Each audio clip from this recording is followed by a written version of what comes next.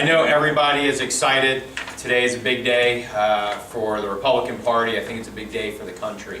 And many of you may have been following along and watching with the convention in Tampa. I had the opportunity to go over for a day, but with the events canceled on Monday, I've been back in the district, working hard, campaigning, and I'm just pleased that you all would come out tonight. I know everybody's on a timeline and wants to get home to watch a lot of the speeches, including Jeb Bush tonight and Marco Rubio.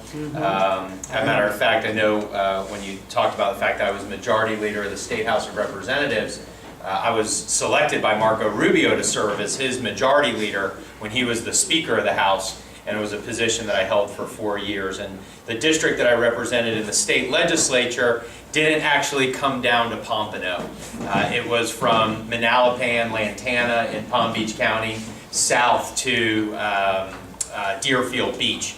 And so it was just to the north of here, but having spent a lot of time in the legislature representing parts of Broward, very familiar with the area. I grew up in Palm Beach County, and when I served in the legislature, did a lot of work here in Broward as well. And many of you probably know the folks who I served alongside with Ellen Bogdanoff, Connie Mack actually, before she was elected. And so it's an area of the new 22nd Congressional District, which you know spans from West Palm Beach all the way down to Fort Lauderdale.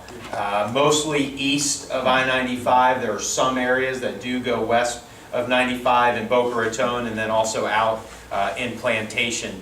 And 20% of this new congressional district is actually what I represented in the state legislature for those 8 years. And I think I've proven during that time that even in a tough area that we know that we live in here, that I was able to win elections with a lot of strong crossover support, winning 60% of the vote in 2008 in the same district that Barack Obama got 52% in.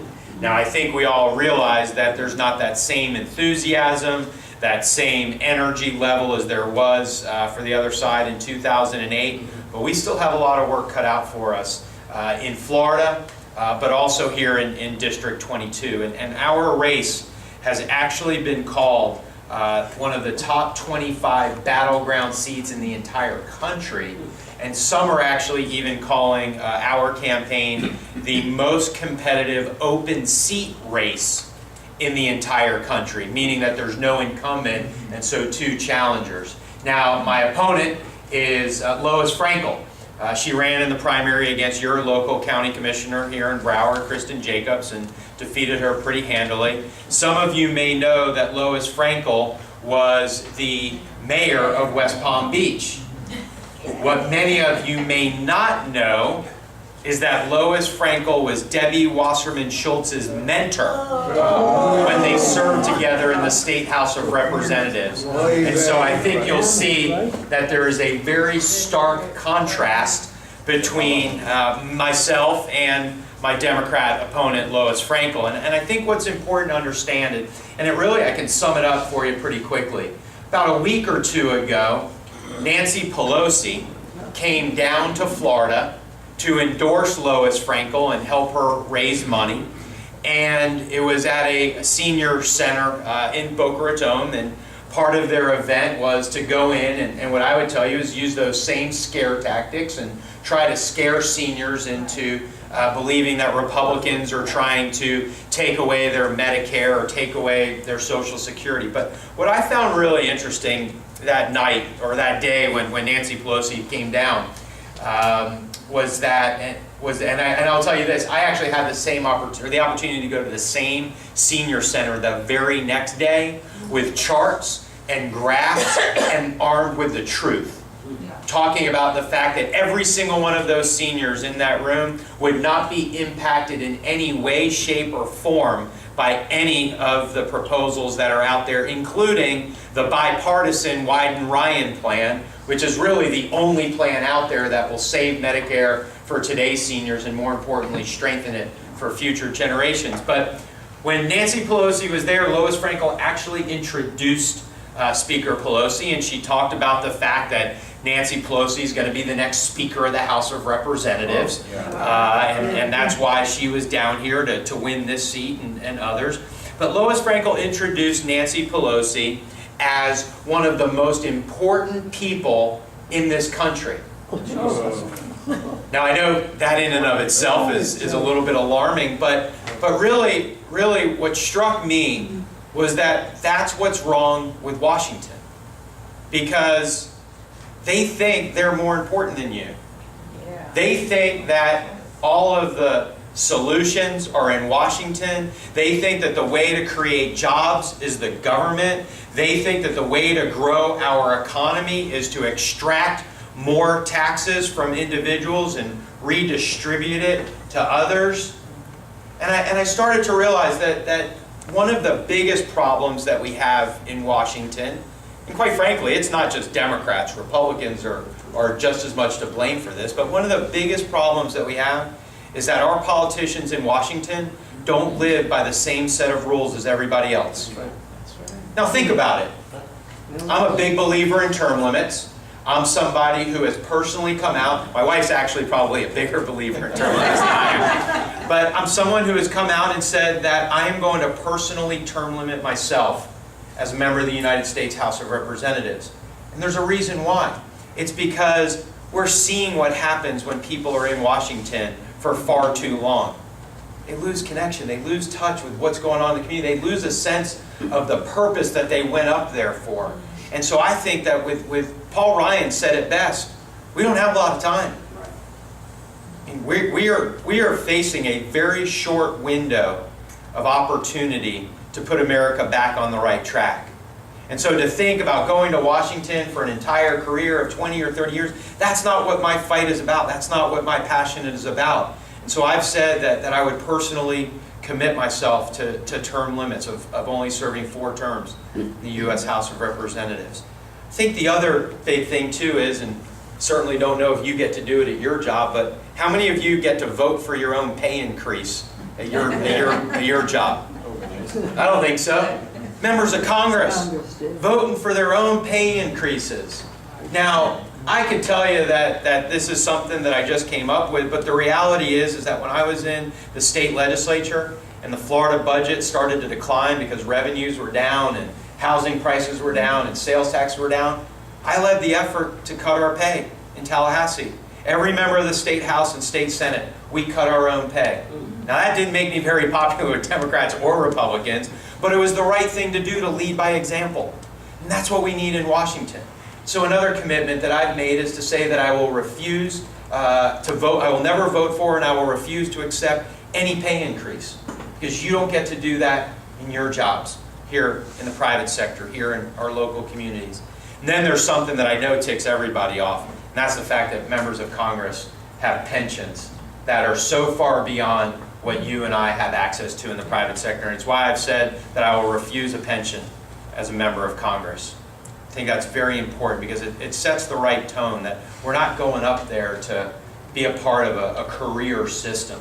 Finally, I'll tell you, and I think this is probably something that you would agree with, very simple. If you don't do your job, you don't get paid. That's why I am a big believer in something called no budget, no pay. And it says that if Congress doesn't pass a budget, members of Congress don't get paid. Now think of this. It has been over 3 years since we have passed a budget in Washington. Now the Republicans in the House, since they've been in control, they passed a budget.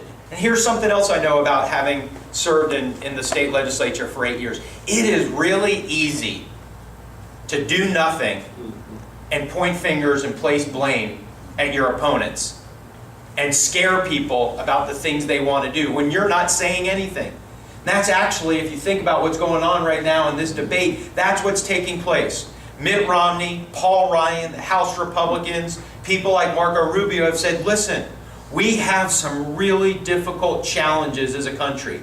This is what we think needs to be done. What have the Democrats turned around and have done? Attacked. It's easy to throw bombs from the sidelines. It's easy to point fingers. But I can tell you this, people are sick of it. People on both sides of the aisle, listen, I've done it, I know it, I've been guilty of it, but the reality is that people are sick and tired of the name calling. They are sick and tired of the finger pointing and the scare tactics and the blaming. And so I think this election, in the next 68 days, what we need to be talking about is not the things in the rearview mirror, not talking about how we got here, because I think you would all agree, both parties have put us in the fiscal crisis that we're in. But now I think the debate needs to be about who has the best vision forward, who has the best plans in order to get America's economy back on the right track, who has the best plans to get America's fiscal house back in order. And I think that's what this debate should be about over the course of the next 68 days. And it's why I've been going around every single day talking about the things that I believe that we need to do in order to accomplish what I believe is the most important things right now is getting our economy going again. Talking about tax reform and eliminating loopholes, talking about regulatory reform and right-sizing regulations and getting the red tape and really the foot of government off of the throat of job creators and small business owners. Talking about an American energy policy where we're able to utilize more of our own resources from our own country, domestic exploration for oil and natural gas. Talking about what we need to do to get spending under control. Part of that being how do we actually address the issues, the fact that 10,000 people are retiring every day at 8% healthcare inflation, and the fact that our budget for Medicare and Medicaid and these other healthcare programs are on an unsustainable path. And I can tell you this, I talk to a lot of folks who are not Republicans every single day. And I think you know where I come from in terms of the political spectrum, but the reality is this, is that regardless of your political affiliation, this election isn't as much about Republican or Democrat or conservative or liberal. This election is about math. We can't stay on the same path that we're on and expect that America is going to be stronger here at home and stronger around the world. We are running now trillion-plus dollar deficits every single year. And I think tonight what you're going to see on the debt clock in the Tampa Bay Times Forum is going to be $16 trillion in federal debt, which is now larger than the size of our entire economy. That is dangerous. It's dangerous because that debt stifles economic growth, because job creators realize that the only thing that government can do is either increase taxes or devalue the currency in order to get out of it. So they stay on the sidelines. They don't hire. They don't invest. It also has another devastating impact. Condoleezza Rice talked about it last night.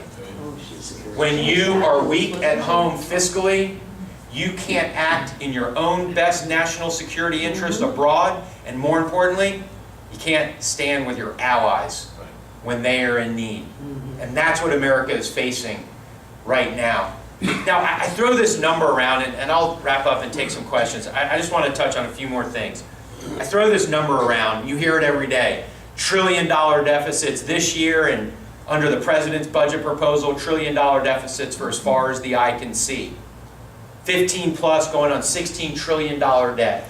It's gotten to a point where there are so many zeros after those numbers, I'm not even sure we can actually comprehend them anymore. So let me just break it down to you and try to bring it down to a level that's certainly manageable for myself, and hopefully I can convey it in a way that it's easy for you to go and explain it to your friends. Because I think here in Broward County, it's very likely that you have some friends who are Democrats, just by pure numbers. So explain it to them this way. Imagine a family that their income is $52,000 a year. That's what they make. It's a lot of money. They're bringing in $52,000 a year. But imagine that same family is spending $75,000 a year. And they've been doing it for so long that they have $325,000 racked up in credit card bills. and they don't own a home. They don't have assets. That's the United States of America. That's where we are. And so the question you have to ask yourself, if you were the banker or you were the credit card company, at what point would you say, I'm not going to loan you any more money? Or you would say, if I'm going to loan you more money, I'm going to charge you a lot more in interest for that money. Because right now our interest rates are at historical lows. If those interest rates go up a point, 2 points, 3 points, we're talking about our annual deficits exploding to nearly $2 trillion a year. That's why this election's about math. Because we are at a tipping point right now as a country. One in which if we don't get it under control, as Paul Ryan talked about very soon, then America is not going to be able to create the same types of opportunities that it did for you, that it did for me. And that's something that I think, regardless of your political affiliation, when you're talking to your friends who are Democrats, I think that's something that unites us as Americans. It's very simply this. We all want to make sure that our children and our grandchildren have the same, if not better, opportunities than we had. We want to make sure that they have the ability to pursue their education, to be able to go out and get a job and start a family, build a business, watch their kids grow up, help their parents in retirement. I think a lot of people are concerned that that opportunity isn't going to be there anymore. I know this for myself. My parents, those same liberal Jewish Democrats who were public school teachers, they had $31 to their name when I was born. They made sacrifices. They made certain decisions that allowed me to pursue my education, to have a very successful career in the private sector, in the healthcare industry, to be able to serve in the state legislature and now pursue my passion to serve our country in the United States House of Representatives. I know each and every one of you have your story as well. The things that your parents did for you, the things that you're doing for your kids and your grandkids. And that's really what this election is all about. That's really what I think is in question over the next 68 days, is what type of America do we want our children and our grandchildren to inherit? When you stop and pause and just think for a second, and many of you may have a young grandson or a young granddaughter or a young child, to realize that a child born today or a very young kid today is going to live to see the 22nd century. What type of America is this going to be in the year 2100? I know what I want, and I believe you share my view for an America that provides greater opportunity, an America that provides greater prosperity, that's stronger, safer, freer, and more secure. That responsibility is now up to us. In 2012, I think we're going to make a decision in the next 68 days as to which course our country takes. And they are two very different, divergent paths for the future. And I know a lot of people recognize, like I do, that these are tough challenges, that these are very difficult issues to deal with. But I'll tell you this. In all of American history, every time America has been challenged, we've answered the call. Every time there's been a generation of leaders that have stood up and have met the challenge and have risen to the task and put America back on the right track. And I think that's where we are once again. And so I need your help. This is going to be one of the toughest races in Florida, toughest races in the country. And I would tell you, it's going to have a big impact on taking back the Senate. It's going to have a big impact on making sure that the 29 electoral votes go to Mitt Romney, and I believe ultimately putting Mitt Romney over the top to win back the White House. So sign up to help us. My website, I know we were here a little bit late tonight, and I apologize. There was an accident on I-95, and so we had to take the alternate route to get here. But sign up on our website. Sign up here tonight. Help walk door to door with us. Help us make volunteer phone calls, either from our campaign headquarters or from the comfort of your own home. And I'll close with this, because everybody's busy. I know you have demands on your schedule. The economy is such right now that if you do have a job or you do have a small business, you're working twice as hard for maybe half the pay. And some of you might be working 2 jobs right now. But I can tell you that I don't want to wake up, and I don't think you want to wake up on November 7th and realize there was still more that we could do. So let's make a pledge to each other tonight that we are going to leave, as they say in sports, we're going to leave everything on the field between now and November 6th. That we are going to do everything we possibly can, reaching out to our friends at work and in our community, the people we go to church and temple with, the people who we know and who we talk to who may not be that involved in politics. I know there's voter registration opportunities for those folks who aren't already registered. But this is our time.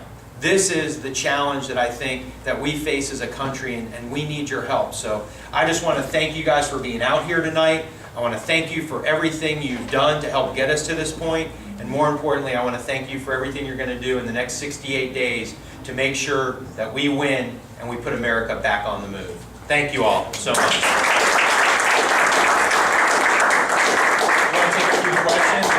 This is one of my favorite buttons. This is part of the Republican Jewish Coalition's outreach effort. It says Obama, Oy vey. And before we take a question, I'll share with you that I have been honored by President, or say I'm already thinking positively, by Mitt Romney, to serve on his Jewish Outreach Committee. And I've been named one of the 5 national co-chairs. And I was just in Tampa long enough to actually get a bumper sticker and a button. And hopefully we'll have more when the RJC comes down in the next few weeks. But it says, "Vote Romney, it's a mitzvah." So I thought that was awesome. So please. Yeah, anybody have a question? Yes, ma'am. What is your name? It's Ann Batchelder. Nice to meet you, Ann. Thank you. I was wondering, why don't we have a debate that's in friendly territory? Why is it such a hostile setup, stacked against Romney? You're talking about the 3rd presidential debate in Boca Raton? Well, all of them that I know of are in hostile. Because they're all on college campuses, in colleges that have applied for and had to compete in order to get the debates to their communities. And I'm proud of the fact that we have it at Lynn University. I think it'll put a lot of focus on our community. This is a battleground area in a battleground state, and so I actually am very confident that by that point in the campaign, late October, by that point in the campaign that we are going to be moving in the right direction, and it's actually, I think, going to help bring over a lot of those undecided voters, a lot of the independent voters, and hopefully, because that's going to be a debate here in Boca Raton, that's going to be a debate on foreign policy. And I hope that it's also going to maybe help convince some Jewish voters who are still undecided at that point in time on issues, particularly as they relate to the U.S.-Israel relationship. Do they have a Republican moderator, or is everyone it's all Yeah. Democrats? That's the media. Why not equal Yeah, time? that's the Equal media. time. Yeah, I wish. I see it in my own. Yes, sir. I talked to his wife. She promised me she will not let him drink this stuff. The when he Kool-Aid? gets up to- The Kool-Aid when he get up to Washington. Yeah. So we know he's gonna be all right, otherwise in a lot of trouble. With my wife, yeah. Yes, ma'am, please. I'll take it. I cannot speak to a Democrat. No, right. You can't talk to them, they get bent out of shape, they turn blue in the face, their veins come out of their neck, and they're ready to have a stroke. I really That's am. good. I cannot talk to They a can't vote. Democrat. No, I can't. understand your concern, but I think what people like myself and hopefully the Romney campaign and hopefully the Broward Republican Party can do is arm you with facts and information that you can share with them. Take the emotion out of it. Take the emotion out of it. Listen, where are you from? Originally New York. Yeah, there you go. You can't take the emotion out of it. So I understand. Can Being born in Brooklyn, I understand. We could do a math thing as a sample thing? Yeah, that's what I'm talking about, is take the emotion out of it and talk numbers, because I think people understand deficits. They understand the math equation that I provided for you tonight. And I can tell you this, if we don't get our fiscal house in order, our country is headed off the fiscal cliff. That's the part that I think everyone needs to wake up. And here would be my response to a Democrat. Very simply this. I know you don't like what Paul Ryan or Mitt Romney might be proposing, but what's your plan? What is your policy proposals? What do you believe in? Because I can tell you this, just raising taxes on the top $250,000 owner or business earners, that doesn't get you anywhere close to balancing the budget in a year. So what else are you gonna do? And so I think we've got to ratchet down the tone. We've got to be able to take a lot of the finger pointing and name calling from both sides out of it. And I think we just have to have that honest debate about what you believe in, what they believe in, and then let the American people decide. I know Chris Christie talked about it briefly the other night. Chris Christie said, leaders don't follow polls, they lead polls, they move, they get polls to follow them. And I think that's what people are looking for. And I can tell you, talk to a lot of folks every day who are sick of what's going on in Washington, not just Republicans and Democrats, but a lot of independents, and they say, why can't anyone compromise? And I think what people are, they're not looking for Republicans and Democrats to just split the difference. They're looking for leadership. They're looking for someone to say, here's my plan, follow me, because if we follow our plan, it's going to be better for you. It's going to be better for your kids. It's going to be better for those who are retired. It's going to be better for America.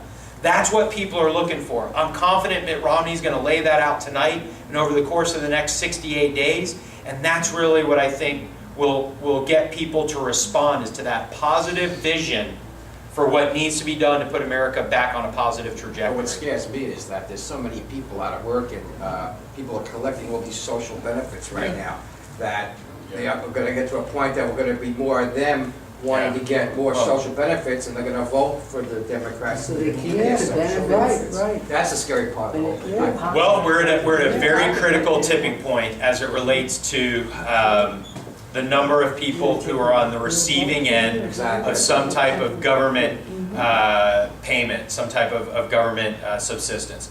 It is dangerous. I think what we need to do, and I get asked this question all the time, especially by our fellow co-religionists, the best thing we can do is create jobs. The best thing we can do is create an environment for the private sector to create jobs and get people back to work.